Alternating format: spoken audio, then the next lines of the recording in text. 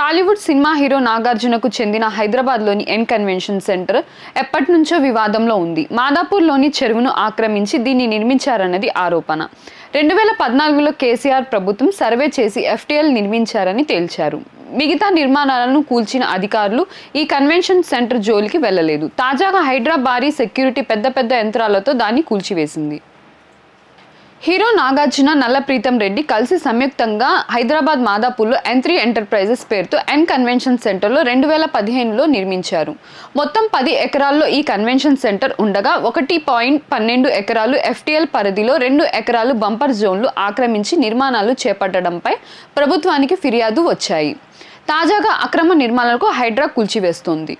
నెటిజన్లు హైదరాబాద్లో అక్రమ నిర్మాణంపై హైడ్రా ఉక్కుపాదం మోపడంపై సర్వత్రా ప్రశంసలు వెల్లువెత్తుతున్నాయి. హైడ్రా ఇలానే దూకుడుగా ముందుకెళ్లి పార్టీలతో సంబంధం లేకుండా అక్రమ నిర్మాణాలను కూల్చాలని నెటిజన్లు కోరుతున్నారు. ఆయా నిర్మాణాలకు అనుమతిచ్చిన అధికారులపై చర్యలు తీసుకోవాలని డిమాండ్ చేస్తున్నారు.